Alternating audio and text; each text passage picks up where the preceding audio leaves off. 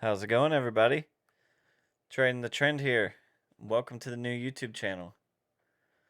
Very excited to get this thing underway. Going to be posting a ton of educational content in here. Get some video watch lists going, and probably do some live trading in the future. A lot of people have been asking for that, so I'm pretty excited to get it underway. Make sure to hit that thumbs up and subscribe to the channel so you don't miss any future content.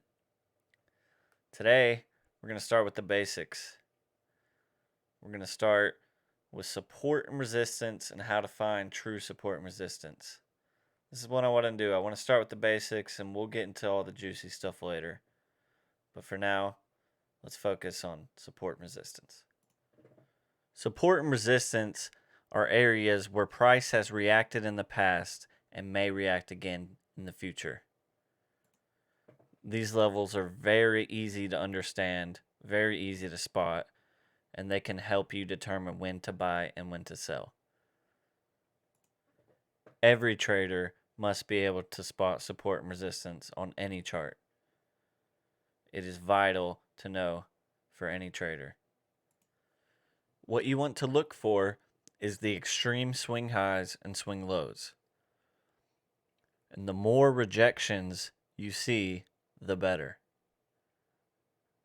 You want to be able to easily spot support and resistance. If you have to search for it and you feel like you're fighting it, better off leaving it be. Should be very easy to spot. And also keep in mind, you want to start with the longer time frames to find the true support and resistance. On the shorter time frames, there's a lot of noise, and you will find more spots, and they won't be as true as the longer time frames. Okay, and now you know how to find support and resistance. Now that you know how to find it, how do you use it? Well, I'm going to start off with telling you what not to do. You do not want to buy near resistance. And if you can't spot support and resistance, you don't know where you're buying. And that's why I always say, if you can't chart, then you're gambling. Ideally, you want to buy at support and then sell at resistance. Or if you're shorting, buy at resistance, sell at support.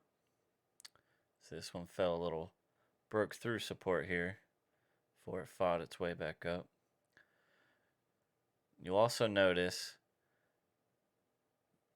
that support and resistance will flip-flop and turn once broken. You'll see support was broken here, and then this old support line became resistance. Price did not get back above that. And that is also a good indicator of a strong support and resistance line. When it's respecting it both ways like that, it's a very good sign. And also right here, break of resistance, resistance turned into support.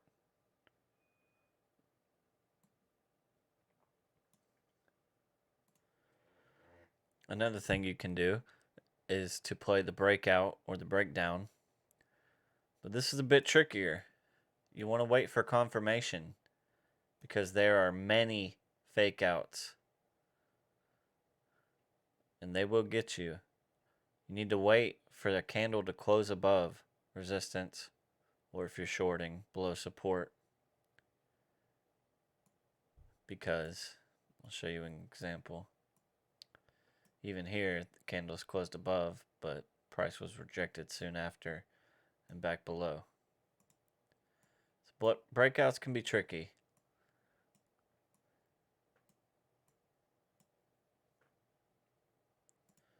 You also want to see stair steps up. You don't want to see one sudden move because that is likely to be rejected. Look here,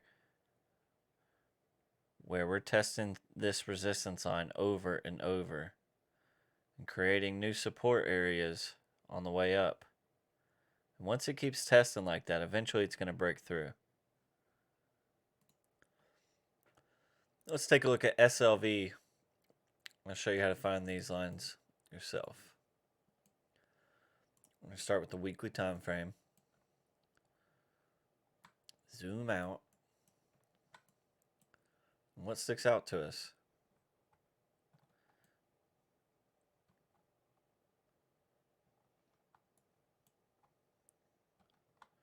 Let's go to the daily.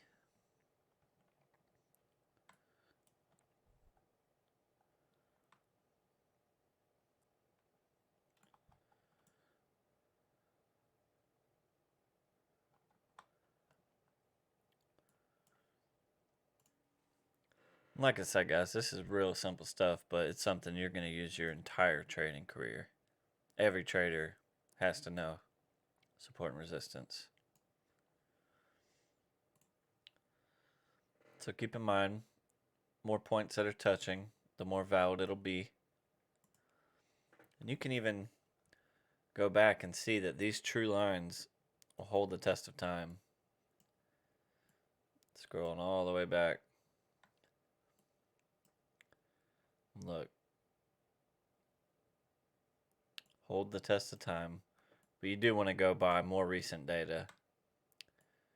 You don't want to be using a support resistance line from 10 years ago.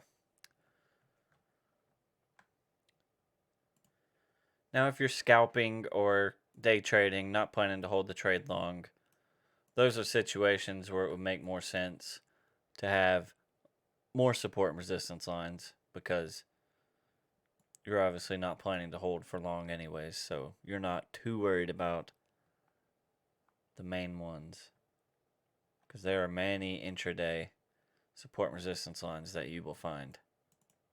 I'm just trying to show you guys how to find the truest and the ones that you should be using.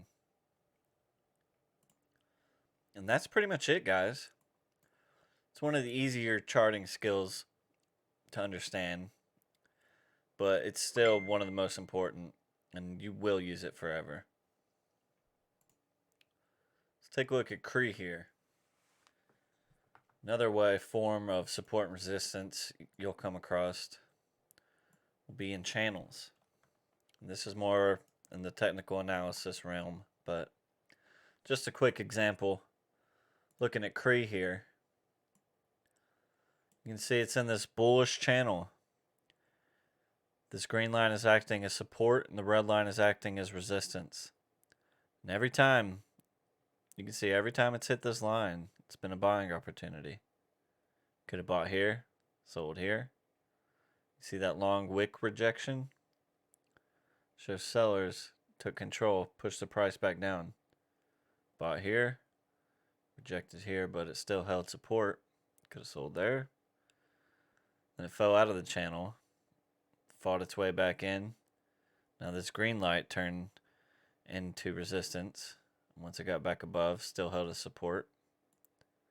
You'll come across more stuff like this later on, and we'll go into more detail.